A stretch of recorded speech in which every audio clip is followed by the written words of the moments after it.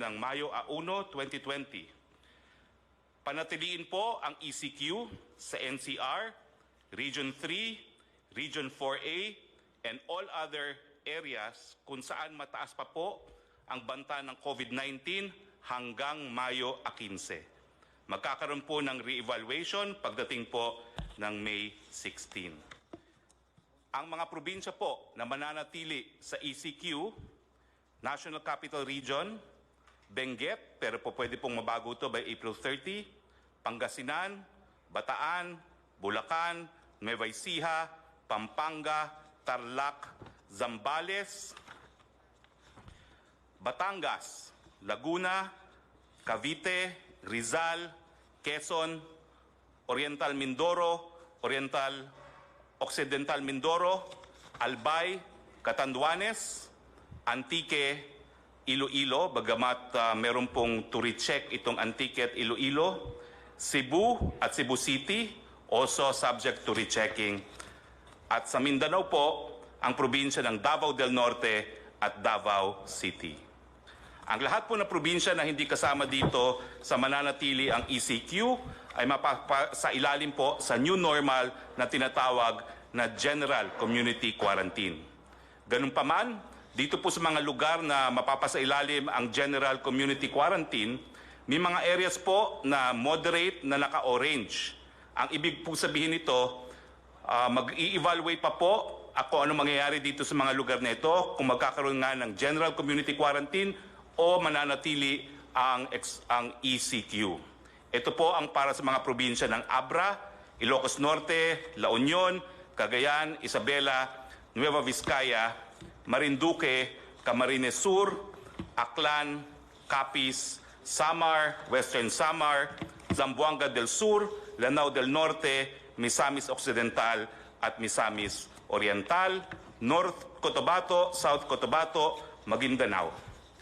Yung mga areas naman po na low at moderate ay mapapasilalim nga po sa GCQ, ang new normal. Yung mga moderate na areas po ay ang mga probinsyang Negros Occidental, Negros Oriental, Siquijor, Davao del Sur, Davao Oriental, Sultan Kudarat, Lanao del Sur.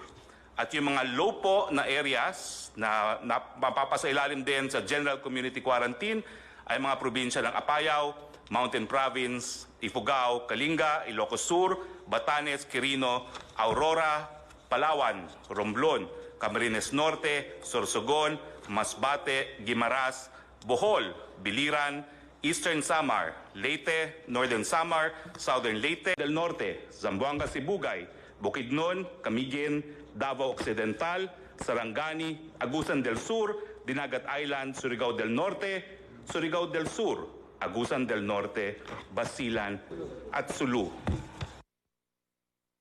Ano po ang recommendation sa mga areas under General Community Quarantine? Ito po yung mga lugar na hindi na mapapasailalim sa ECQ. Pwede pong magtrabaho ang mga manggagawa sa Sektor 1, 2, and 3. Ito po yung gagawin on a work-in phase. Yung mga bata po, edad 0 hanggang 20, at yung mga matatanda, 60 and up, and high health risk, mananatili po sila sa kanilang mga tahanan. Papayagan po ang mall opening covering non-leisure shops. Papayagan po yung mga priority and essential construction projects na mag-resume. Papayagan po ang mga non-workers to go out to buy goods and services except those pertaining to Sector Category 4, yung leisure at mga kabataan. Papayagan din po ang public transport na mag-operate at reduce capacity at ang LGU po to enforce curfew at night dun po sa mga hindi manggagawa.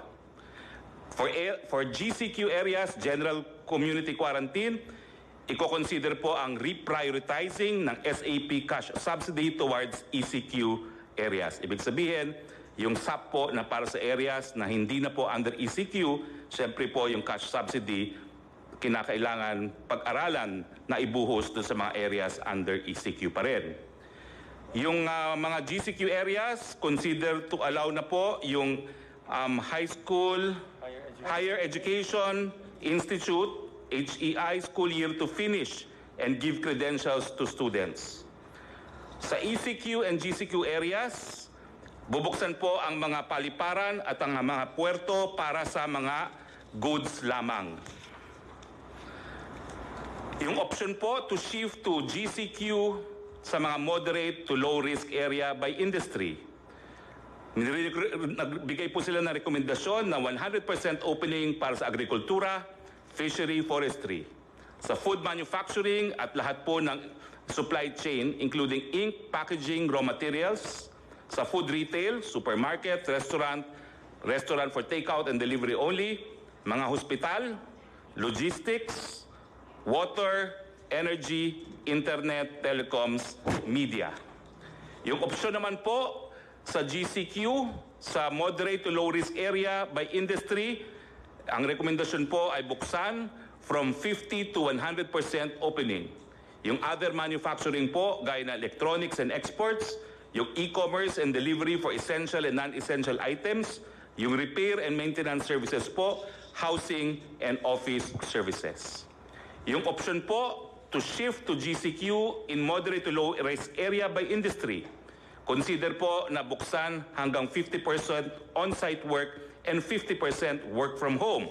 Mga financial services, BPO, other non-leisure wholesale and retail trade, other non-leisure services. Yung option po sa low risk to moderate areas na buksan by industry, consider for 100% closure. Maski po low to moderate risk, consider for 100% closure pa rin dahil po ang mga transmitters ay kabataan mula edad 0 to 20, lahat na eskwelahan. I-consider po ang late opening sa Setyembre except po sa online learning, yung leisure, amusement, gaming and fitness, yung kid industry na tinatawag, turismo, all gatherings including religious conferences at iba pa, limited opening po ng malls at limited opening ng construction. Yan po ang rekomendasyon ng inyong IATF. Maraming salamat po. Maraming salamat, Presidential Spokesman or the new spokesman of the government sa Executive Department. Alam mo, wala tayong magawa. Ito, kita mo, Navy itong hindi na wala tayong kaya sa Navy. May mga barko bangka lang yung akin sa Davao. I have to do it because everybody's doing it. It's wearing a mask. Ni ako mismo, hindi ako, I cannot guarantee or anybody else for that matter in this table na hindi tatamaan. We are all at risk.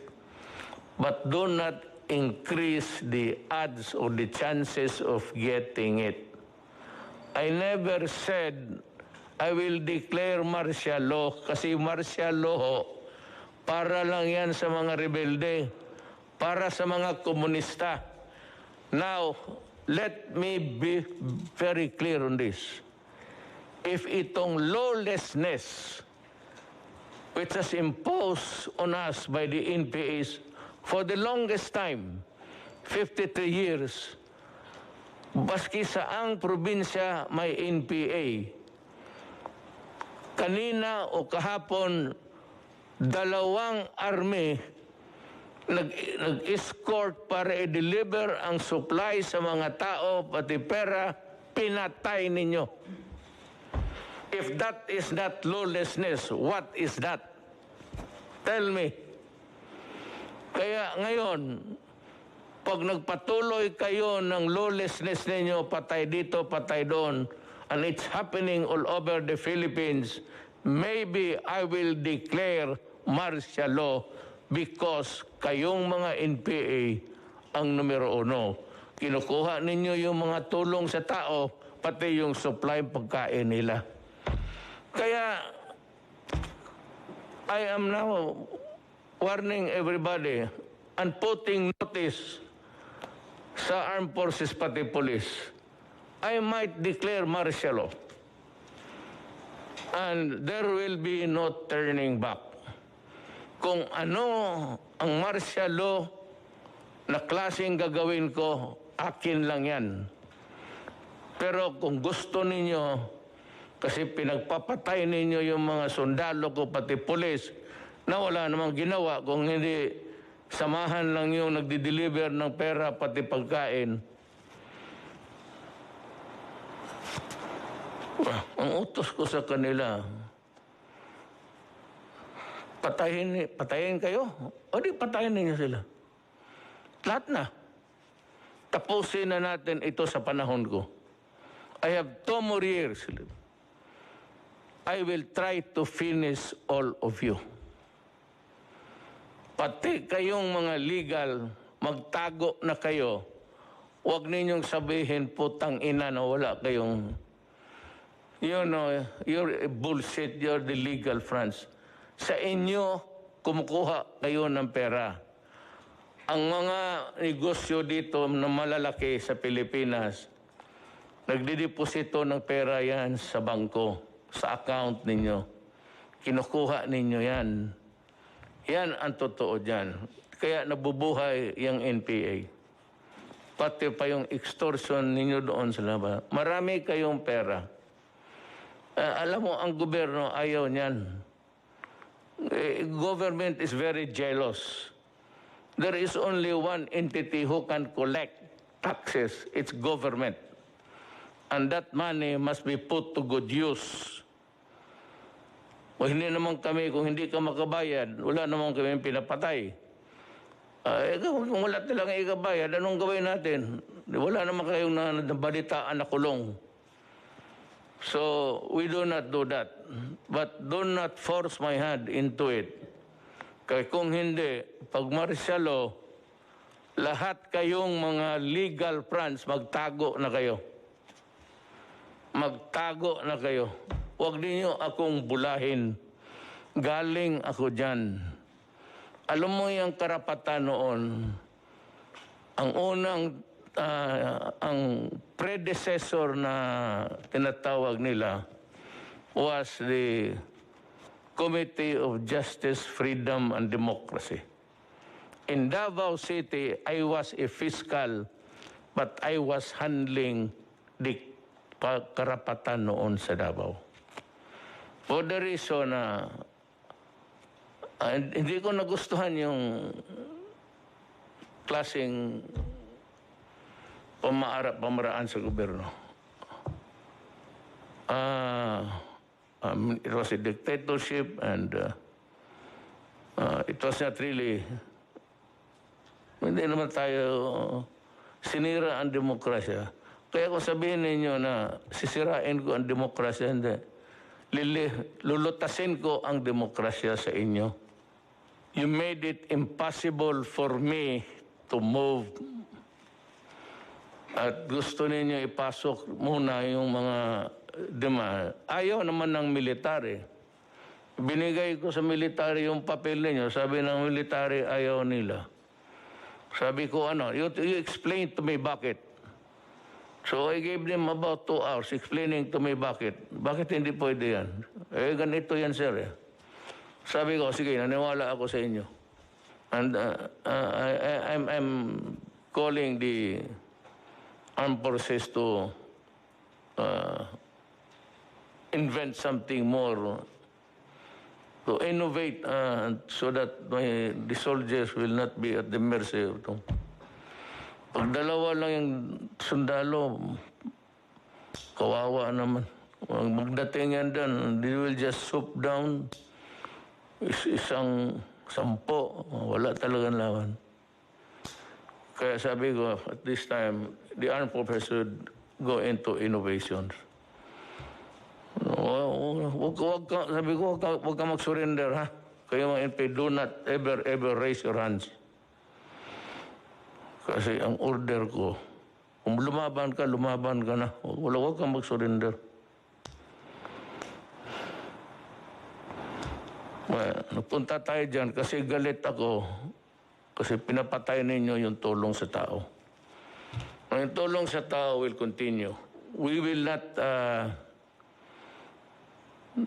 reduce the volume at this time, but we are running low of funds. Secretary Dominguez might want to tell us what he is doing and planning to do so that we can have the level of the money supply so that we can maintain our assistance to everybody. Sani, Tagalogin mo lang, Sani. Maraming salamat, Mr. President. Ang katotohanan po, ang budget natin para sa 2020 ay 4.1 trillion pesos.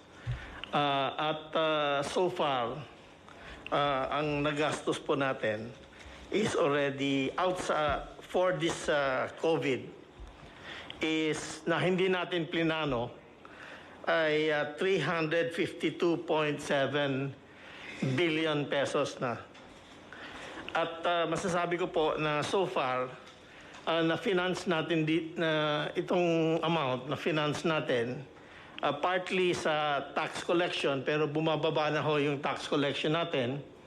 Ang balanse, pininanso natin sa sarili nating savings at humiram pa tayo ng pera sa mga multilateral agencies kagaya ng ADB at World Bank. So far ho,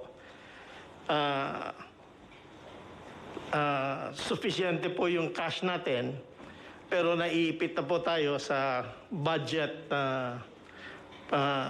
allowance natin. So yan po ang problema natin ngayon. May cash ho tayo, pero wala ho tayong authority gumastos ng ganong kalaki. So we're making sure na lahat ng gastos natin ay number one, for the benefit of yung pinakamahirap sa bayan natin. At rinireserba ho natin yung balanse para sa mga build projects natin para pag natapos na itong COVID, may pera tayo pang invest sa build ho. At saka we will create jobs and we will create business opportunities with that. Thank you ho. Actually, what Sunny is telling us is that there's money for now. Because, alam mo, yung budget nga natin, yung ginawa last year to be implemented now, walang COVID dyan. So, Department of DSWD, Highways, Department of Trade and Industry, and Health, nakaplantsa na yan. So ngayon, pagdating ng COVID, tanggalan ko yan ng mga proyekto dito sa highways. Yung highway dyan, wala na muna yan. Sabihin ko kay Tugadi, huwag na muna yan. Minus yan. Lahat para makapag-ipon at kinuha na yung budget na yung regular budget sana kung walang COVID going smoothly to be implemented this year. But because of the COVID, yung first and second, third quarter, alam mo wala yung pera. Sabi ko, hangin lang yan. Yung sinasabi ni isa pang itong walang alam na ugok ito si Trillanes. Nagsasalita ng trillion ng hangin. Trillion of cubic meters of air in your head. And it is too tight. That is why para kang buang sa salita ka ng trillion. Kaya ikaw yung putang ina pa, rebuilde ka pa dyan. Hindi ka pala marunong eh. Kita mo kung nanalo kayo, ano yung nangyari sa Pilipinas? Puro porma, puro hambog, puro hamon. At batukan mo raw ako? sabihin ko sa driver ko, sampalin ka. Ang driver ko lang, utosan ko, kay handyan ka lang. Ang tingin ko sa iyo, ka-level mo driver. Ulol. Yan. So, yan ang ating, kinukuha na natin yung mga projects this year. Wala na sabihin, kalimutan mo na muna yung that was prepared. Preparado na yun. Dumating COVID. Wala. Ito. What we are making sure, and Sunny has said earlier in the previous meeting, that if the funds are not sufficient, they will have to borrow. Then, if the borrowed money is not enough, then we have to sell the assets. Yung cultural center, maraming sinong mayaman dito na pargawain niyang mansyon. Iyo na yan. Magsalida ka araw-araw dyan, mag-isa. Lahat ng lupa, pagbili ko, para itulong ko sa tao, kasi why am I talking this way? You know why? There is no telling how long, gaano katagal itong COVID sa buhay natin. Kaya lang, at least one of the redeeming factors now, hindi pa man nga sila nag-succeed, but they are working at it. Nandyan sila, punong-puno yung kamay nila sa trabaho, and they are working, and there are signs that they will succeed. Sabi ko sa iyo, sa oras lalabas ang vaccine, i-lift ko kaagad. I-lift ko, wala nang seremonya. Huwag na kayong maghintay, basta pag sabi may vaccine. And by the way, yung 10 million ko na sa ating mga scientists dito sa Pilipinas, yung mga doktor, mga ano natin, the bright Filipinos who are there working day and night, trying to find out how to combat COVID, I'm raising the bounty to 50 million. 50 million ho ang ibigay ko sa grupo because it is a collegial thing, hindi naman sa isang tao. 50 million. Baka pag sa ligaya ko, another 50 million. So that's, pagka mayroon nandyan na, kung maligaya ako masyado, di 100, puro kayo milyonaryo. Huwag kayong mahiya, tanggapin yan. Total, sabihin, Mayor, ginawa namin ito para sa bayan. Sabihin ko ito, isauli ko, ito kay Dominguez. Gusto niya, hindi na ito, maibalik. Sige, Mayor. Yung kayang mga bata, you can put the money to good use. Oo. Basta ako ngayon, 50 million ako. Kung ang Pilipino makakuha ng, yung alam ng Amerikano, yung mga puti, yung sa Europe, alam rin ng Pilipino yan. So, pabilisan lang yan. That is why I said, I'd like to ask do they need to funding to continue working, sir? Itong mga scientists natin working at the vaccine thing, do they need a funding? Yung pong PCHRD, which is I think attached to the Department of Science and Technology, meron naman po silang pondo para sa pagpapatuloy na pananaliksik o research for vaccine production.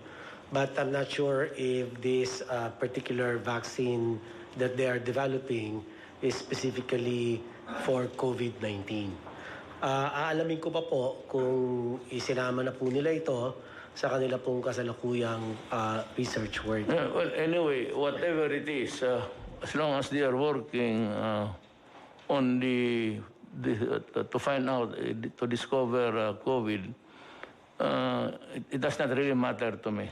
What matters to me is the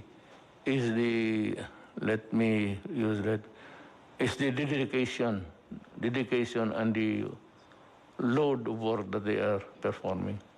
So, kung kailangan nila ng additional funding, all they have to do, I'm announcing it, is magsabi rin sa iyo. And I'd be glad to kung hindi masyado malaki, I said, ipit tayo sa pera, I will readily give it to them. I'd rather spend all of our money in connection with COVID. Discovery, assistance, lahat. Kaya dito nakatutok tayo. Every time that we meet, ladies and gentlemen, hindi tayo lalabas sa COVID. COVID lang tayo.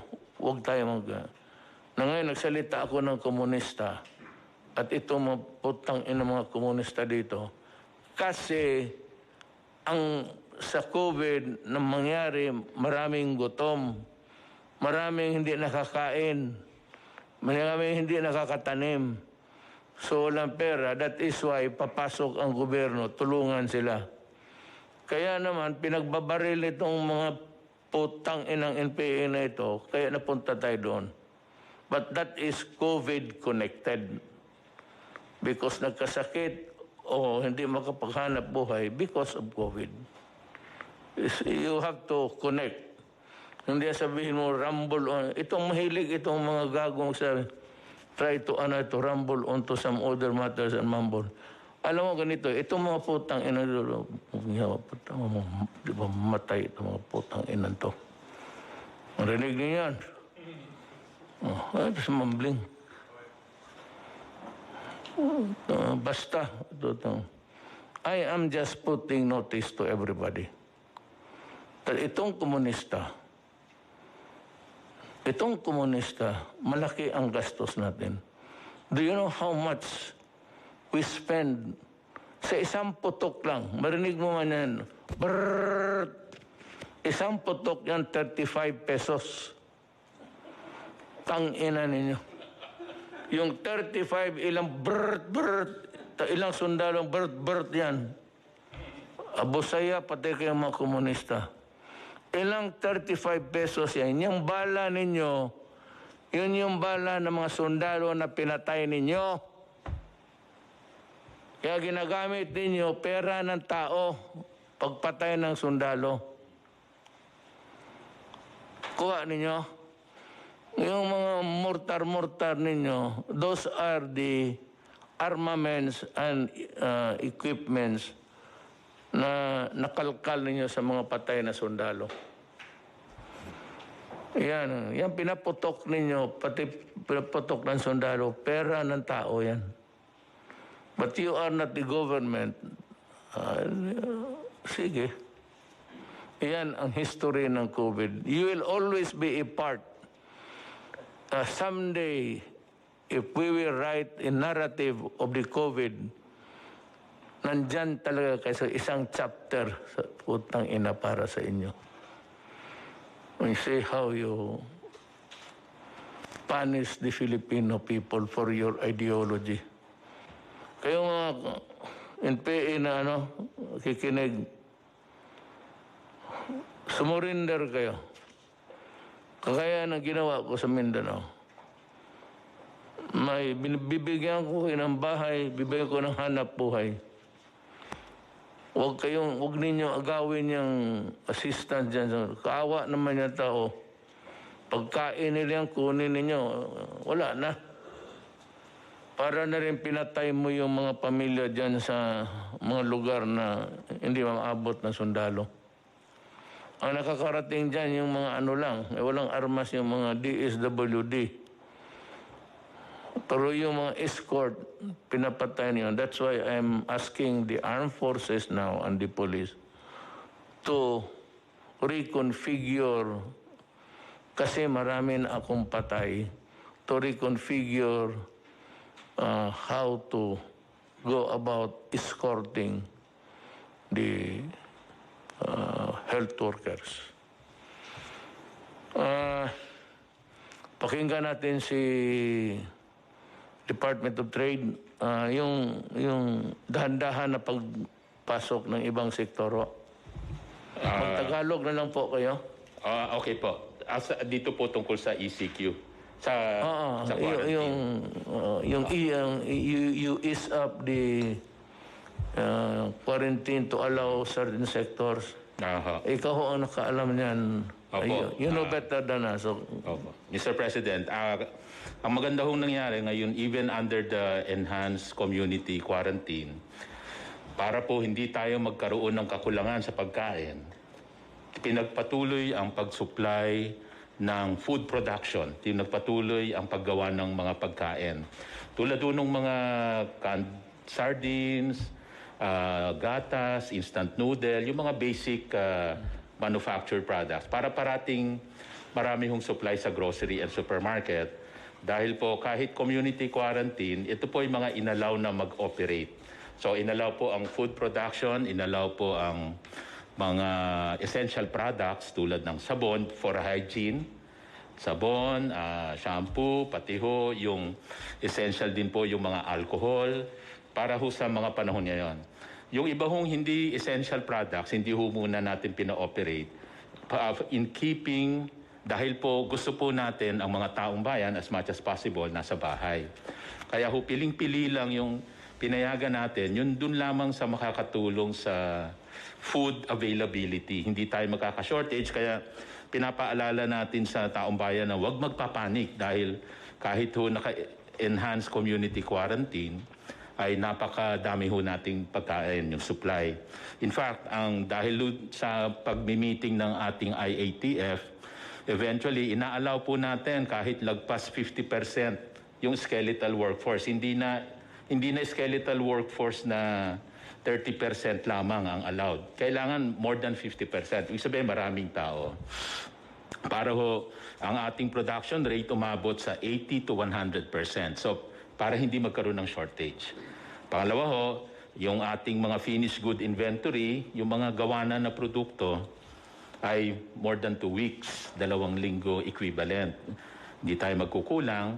At yung raw material na ipoproduce pa lang para gawing finished goods, mga 45 days, lagpas sa 1 buwan.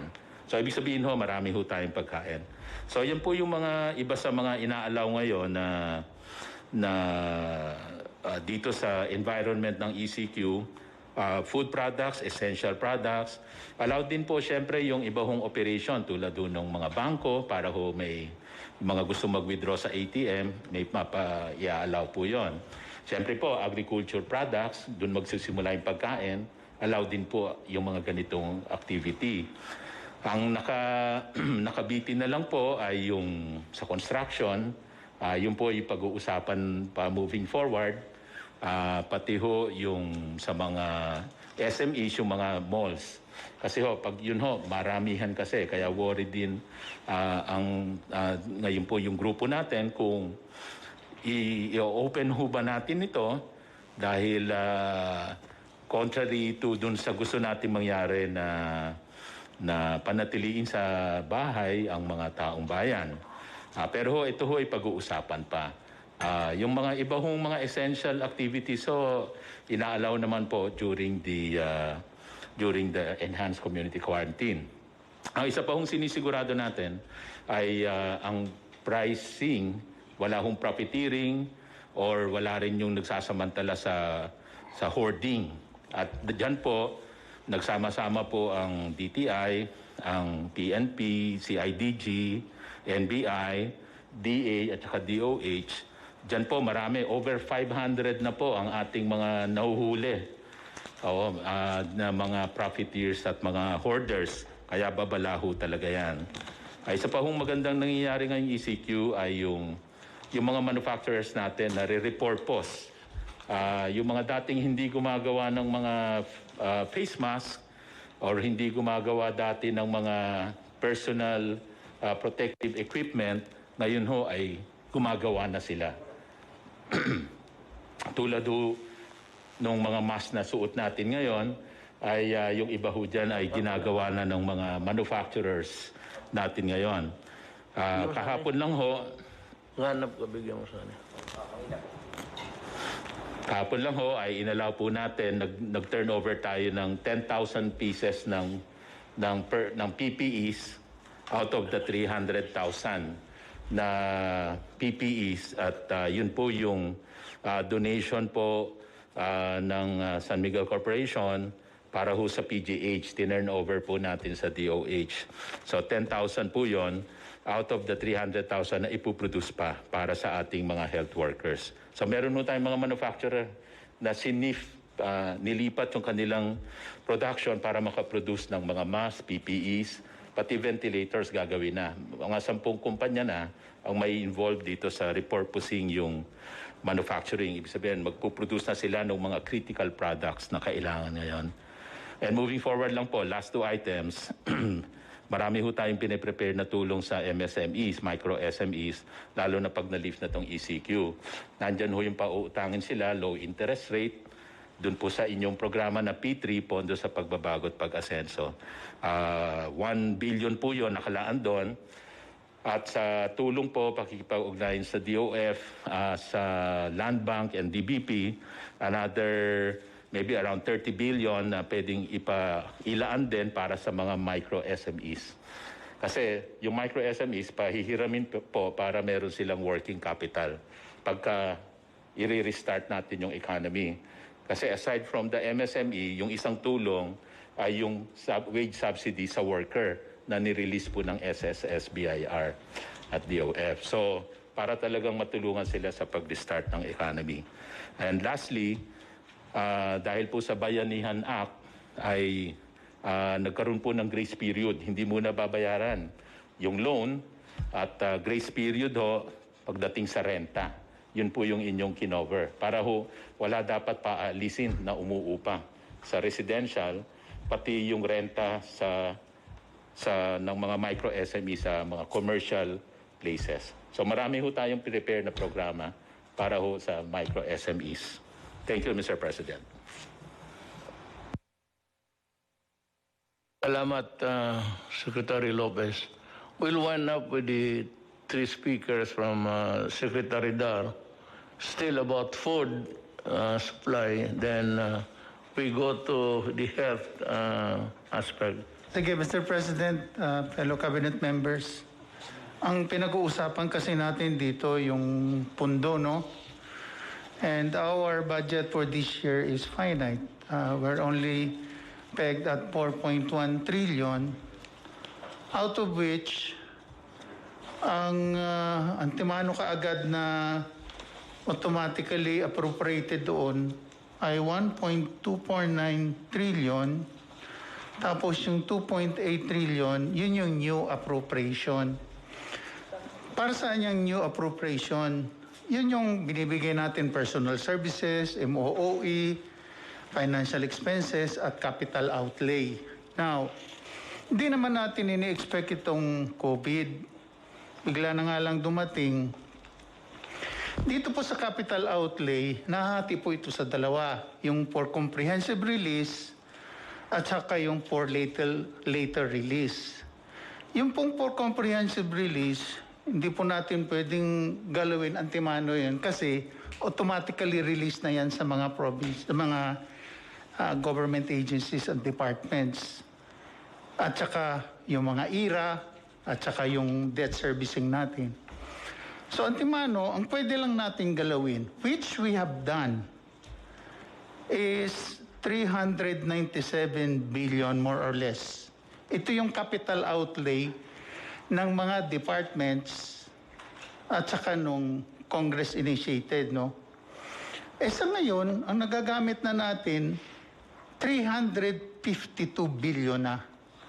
So, konting-konti na lang natitira.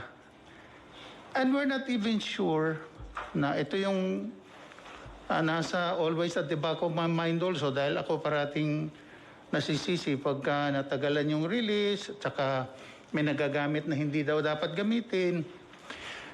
But where else can we go? Ito talaga yung sitwasyon na eh. And that therefore, ang sinasabi lang natin, i-consider natin yung possibility of second wave. Pag nag-second wave, paano yun? Nag-usap kami ng EDC with NEDA and DOF, and we have to come up with a forward planning on what will be the direction. And that would require a lot of funding. The new normal should allow us to provide more jobs to the people para maging productive sila. Yan ang hindi naintindihan ng tao, karamihan, is that ako ho, dependent ako sa Congress. Powerful nga ang presidente, lahat. Ang Congress, sila lang, yung pati yung empleyado nila. Diyan sa Congress lang. Yan na sila. Pero itong Congress, especially yung lower house, ika nga sa English, the purse. Ibig sabihin, hindi ako makagastos ng pera hanggang hindi sabihin ng House, then approval by the Senate, pero manggaling talaga sa House, na sige, bigyan ka namin ng 300 billion na hangin para magamit mo. Yung 300 million, kukolektahin pa po yan. Wala kong ready money.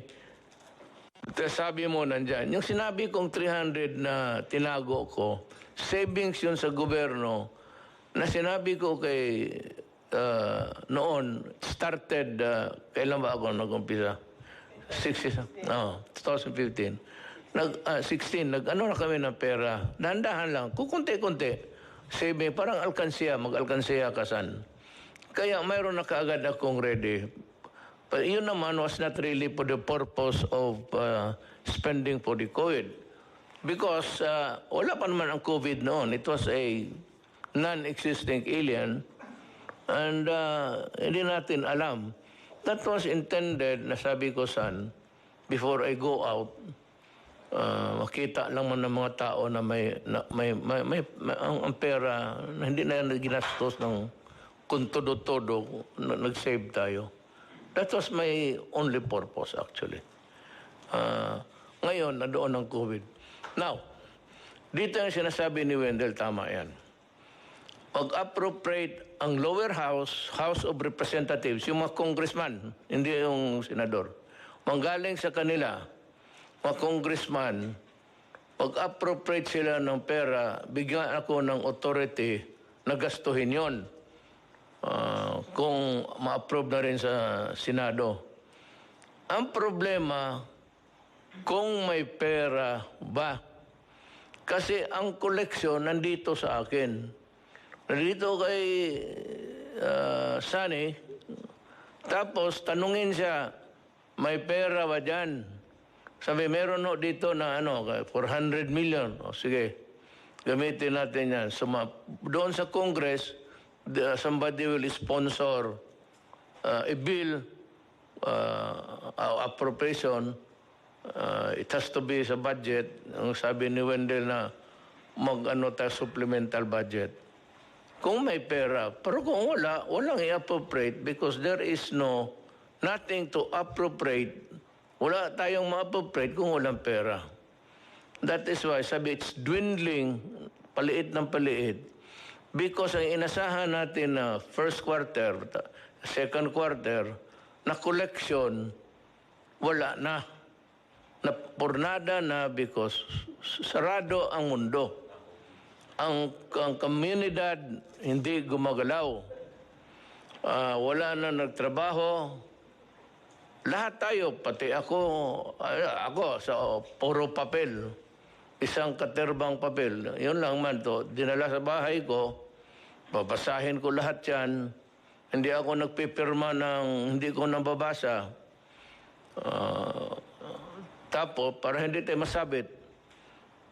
Tapos, yan ang trabaho ko. Wala nagtatrabaho. So, yan ang problema ngayon. It's really a question of money. Money has always been since time immemorial. Now, remember that wala kaming hangarin na pigilin yung pera. It's not ours, it's not anybody's money, but it belongs to the Filipino people and should be spent for the welfare of the Filipino people. Hanggang dyan lang. Now we go to Secretary Dar to see how the agricultural sector is coping up. Thank you, Mr. President. Marami pong salamat. Sa agrikultura po naman, under the enhanced community quarantine for Luzon and vis-a-vis agriculture and food, ang una po natin tiningnan po yung food availability, food accessibility and affordability, plus yung price stabilization and the movement and logistics relating to the food supplies. At the initial stage, Mr. President, ng ECQ, may opening naman ang agrikultura, skeletal level, but even with that, of course, we were practicing again all the health or quarantine measures, may physical distancing at saka din paggamit ng face mask. Then after 1 month, doon sa IATF po, nadagdagan na po yung level na mga aktibidades doon sa kanayunan. So nasa optimum level tayo ngayon sa farming, sa fishing, at related sa lahat po ng even yung mga manufacturing ng agricultural inputs, fertilizers, pesticides, and the like. So marami po tayong suma total, mayroon akong individually maibigay na datos, but overall, mayroon tayong sapat po na pagkain. Yung initial days lang, yung mayroon mga sobrang mahigpit sa kanayunan, mas lalo sa barangay na nag-checkpoint. So doon tayo nagka-prone a little problem, but over this time now, hanggang ngayon na ay okay na po yung food supplies, yung movement. Kasi simulat sa pool naman, ang ITF ay nagsabi na there is unhampered movement ng mga cargoes, both food and non-food. So sa bigas po, ang rice outlook natin dito sa taon na ito, mayroon tayong demand na 14.6 million metric tons. Ang supply ay 17.9 million metric tons. So, may deficit na 3.3 million metric tons. Pero gumawa na tayo ng mga hakbang para ang ending sufficiency level natin sa taon na ito ay from a level of 87% lang po kasi ngayon yung naproproduce natin dito sa bansa. Pero with now the additional 8.5 billion pesos for the Rice Resiliency Project, it will bring us to 94% po yung domestic rice production natin. May isang ano lang ako, bago ko makalimutan, isingit ko na lang. And I have asked Bong to talk about this because he was the one he was the proponent who submitted it to me. Bong. Magandang gabi po.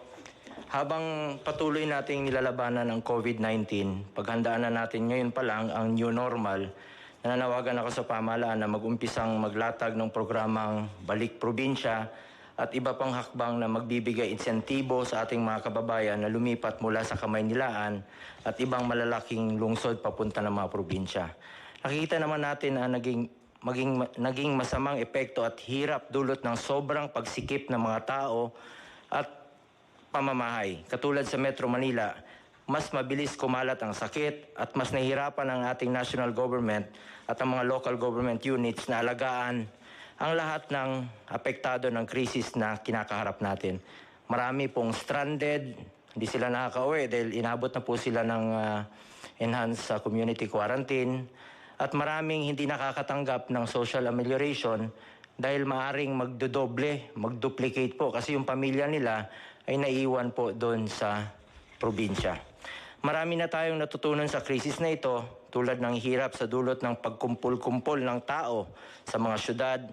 Simulan na nating paghandaan at tuluyan na nating aksyonan ang isyong ito at huwag nang antayin pa na mas lumala pa ang problema. Kailangan magkaroon ng gobyerno ng long-term solutions upang matugunan ito. Dahil sa kakulangan ng pangmatagalang urban planning at rural development sa mga nakaraang dekada, nagsipuntahan ang maraming mga probinsyano sa mga malalaking lungsod dahil andon ang oportunidad sa hanap buhay. As soon as the enhanced community quarantine is lifted and travel is gradually normalized, the government must encourage Filipino families to move out of Manila and other metropolitan areas. Government must provide them the means and incentives to go back to the provinces for good. LGUs must also ensure that necessary quarantine measures and mass testing for COVID-19 are in place to prevent those possibly infected from spreading the disease. Ilipat natin ang mga tao sa tamang panahon at kapag sinabi na ng ating health experts na ligtas na gawin ito, pero ngayon pa lang kailangan ihanda na natin ang ating mga probinsya. Dapat masiguro na may kapasidad ang mga probinsya na maalagaan sila at mabigyan ng matitirhan, makakain at ikabubuhay. Mapapagaan rin natin ang pinapasa ng mga syudad kapag nabawasan ang tao sa lugar nila. Katulad ng mga illegal settlers ngayon, dikit-dikit talaga yung mga bahay. Kung hindi natin ito aksyonan agad, hindi matatapos ang problema natin sa kalungsuran. Sa programang Balik Probinsya, mapapabilis din natin ang pag-unlad ng mga kanayunan. Sa paghihikayat sa mga mamumuhunan na magbukas ng mga negosyo sa mga lalawigan, magkakaroon ng mas maraming oportunidad ang mga kababayan natin. Hindi na nila kailangang lumuwas pa ng kamay nilaan at lumayo sa kanilang mga mahal sa buhay o kanilang mga pamilya. Kaya mahalagang magbigay din tayo ng mga insentibo sa mga negosyante o mga mamumuhunan ito. Kami po ni Pangulong Duterte ay probinsyano rin, taga Davao, taga Mindanao. Doon po kami lumaki at tulad ng iba pang mga probinsyano, doon rin namin nais bumalik pagkatapos ng aming pagsiservisyo sa bayan. Dapat tayo po ang mag-provide ang gobyerno ng mga buses o barko o anumang transportasyon para makabalik na sila sa kanilang mga probinsya. Magtulungan tayo, magbayanihan po tayo para malampasan ang krisis na ito. Sa bawat problema nating hinaharap, oportunidad rin ito na magkaroon ng mas maayos at matatag na solusyon para sa ating bansa. Thank you. Maganda yan, Bong. Go home to the province. They have the means of going back there. And there is a promise kasi kung what you would give them is hope. Importante yan. Yung that if they go there, some of them might really leave the city of Manila or its environment with a heavy heart. But we have to provide the transportation at sabihin natin, if you go back, ganito. What is really very important is we give them hope. It's a very important yung hope ng tao. So, si Secretary Lopez. Yeah, Mr. President, actually gusto namin suportahan yung proposal ni Senator Bong. Kasi yung Balik Probinsya, tama ho yung sinasabi nyo, will bring hope. Kaya kami pwede nating masuportahan yun by pushing yung investment papunta doon. How do we push it? So more incentives. Actually sa ngayon, we can give more incentives papuntang probinsya kesa sa incentives na maglo-locate sa Metro Manila. Yun ibig sabihin, more attraction to locate outside. Kasi pag nandun na yung incentives, may trabaho na doon. So even po dito sa tax reform na finalize ngayon sa Congress, it will give also additional years of incentives para talagang doon mag-locate outside Metro Manila. Parang Balik Probinsya objectives ni Senator Bong. Pangalawa yung SME development. Everywhere yun, meron na with the funding ng, hindi pa naman siguro nawawala yung funding na yon kasi pang pang mahirap talaga yung funding na yon, ito yung bibigyan na suporta doon sa mga negosyante sa barangay level na support. Yung gusto nyong bigyan na kahit 10,000 para may pangsimula na sila maliit na negosyo na mga SME ho na may pwede ka agad opportunity doon sa mga maliliit na nasa para may opportunity umuwi doon. So yun po, yun. Let me just give a warning. Na alam mo, sabi ko, wag sa panahon ko. Pag sa panahon ko, talagang yayarain kita. Itong lahat ng pinaghirapan namin dito, study, NEDA, tapos Department of Trade, doing a lot of talking and convincing, and winning the trust of foreign or local big business. I do not want to humiliate people. I know that, alam mo, pagka tanggalan mo ang tao ng pride niya, masakit yan. I've done it several times. But every time, medyo nagsisisi ako, pero overall sabihin ko, total, para naman ito sa... I've done it several times when I was mayor. Talagang hubaran kita dyan sa harap. At baski regional director ka, patitindigin kita dyan sa harap ng Malacanang. Mamili ka. Totoo. Ikaw, examiner, okay. Tumindig ka dyan sa harap ng Malacanang. Total, itong Malacanang, palasyo mo ito. Ako dito, nag-uopisina lang. Tignan mo yung palasyo mo isang araw. Init at ulan. Pag namatay ka, mas lalong mabuti. Basta yan ang ko sa... Kaya itong pinag-usapan ngayon na yung i-dispersal, yung ikalat mo. Takot yung iba sa mga probinsya na medyo may history ng... Ako ayaw kong maghiya ng gobernador, mayor, sino ba naman ako, mayor lang rin. But, I have a more, a greater burden, yung pinapasaan ko na trabaho para ito. Medyo sagrado sa tao ito. So, we take our oath of office. We are very proud.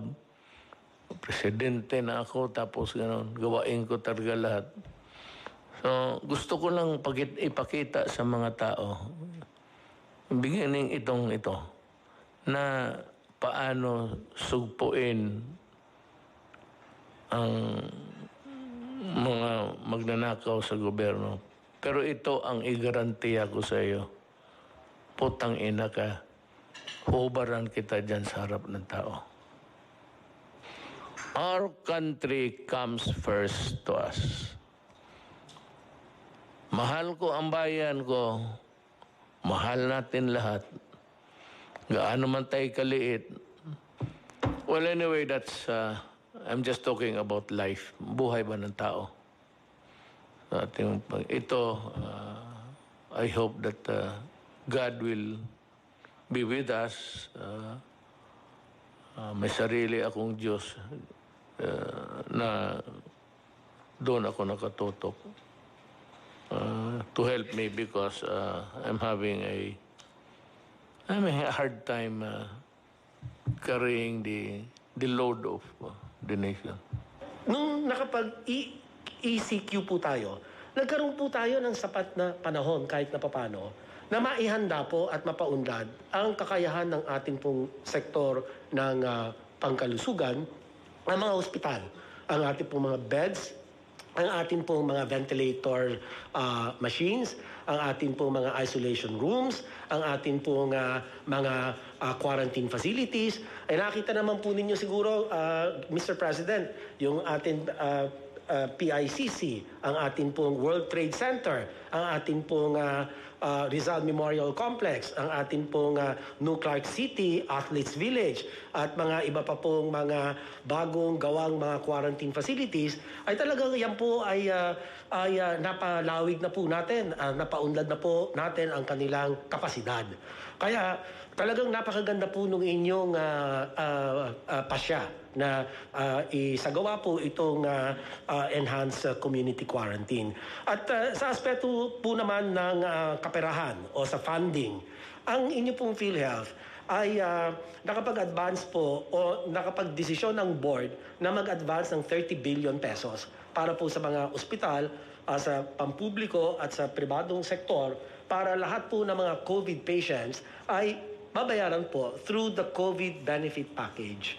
At in fact, ang board po ay nagpahintulot din na itaas, gumawa ng COVID benefit package, yung mild 43,000, yung moderate 143,000 per COVID patient, and for severe to critical, kaya pong bayaran ng PhilHealth up to 780,000.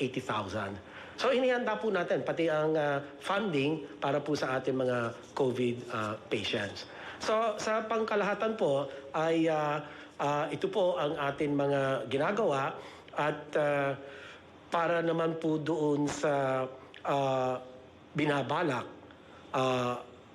batay po sa rekomendasyon sa inyo na i-extend yung enhanced community quarantine, okay po yun. Suportado po namin yan. Kung meron naman pong kinakailangan na luwagan yung mga lugar na sa kasalukuyan naka-enhance community quarantine, ay siguraduhin lang po natin na yung mga pamantayan ng kalusugan or minimum health standards ay dapat pong nakatalaga bago po magluwag. Dahil sa bandang huli po, ang kalusugan ng taong bayan po ang atin pinangangalagaan higit po sa lahat. Maraming salamat po, Ginoong Presidente. Salamat, Secretary Roque. Magtanong kasi ang tao, ang interesado ninyong gustong lumabas sa bunganga ko, kailan ba talaga ito matapos? Ang COVID ho, hindi matatapos yan. It will be here and it will stay until kingdom come. Pero pag may bakuna na, baka sakali nga mauna tayo, ma-involve din yung ating mga scientists to work overtime to come up with a vaccine.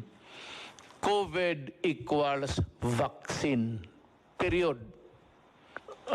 Siguro nasabi naman ng lahat ng dapat sabihin, and the things that you must know and need to know, nasabi na po namin.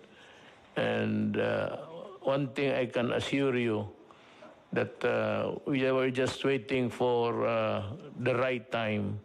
Tiisin lang muna natin, ako nakikiusap na sa inyo, para lang ito sa bayan. Because we are trying to limit the contamination. Kasi sinabi ko itong 6,981, pag ito ang nagkalat, ako, magpaproblema po ako. Mas lalo. Pero ito bumababa na ngayon, mas maraming recovery by 722 as against 462. So, lahat ang sinasabi namin dito, totoo, walang sobra, walang kulang. At alam ninyo ang ginagawa namin. Kung nagustuhan ninyo, magpasalamat kami. Pag sabi ninyo kulang, then humhimi kami ng dispensa. We'll try our very best next time. Thank you. Maraming salamat po. Matapos pong makipagpulong ang ating presidente sa mga miyembro ng IATF, tinanggap po niya ang rekomendasyon ng IATF na ilagay po sa patuloy na ECQ ang NCR, Region 3, Region 4A at iba pang mga lugar hanggang Mayo 15 po. Ang mga lugar pong ito ay ang probinsya ng Benguet na po pwede pa pong magbago by April 30, ang NCR, ang Pangasinan na po pwede rin pong magbago by April 30, Bataan, Bulacan, Nueva Ecija, Pampanga, Tarlac, Zambales. Yung Tarlac at Zambales po pwede pa rin magbago by April 30. Batangas, Cavite, Laguna, Rizal. Oriental Mindoro, Occidental Mindoro, Albay, Catanduanes. Ang Antique at Iloilo, pareho pong pwede pang ma-recheck. Ang Aklan at ang Capiz. Pati na po ang Cebu at ang Cebu City na subject din to rechecking. Ang Davao del Norte, Davao City at ang Davao de Oro po na subject pa rin to resetting. Lahat pong probinsya na hindi napasama sa listahan nito ay mapapasailalim po sa General Community Quarantine. Maraming salamat po. Magandang araw po sa inyong lahat.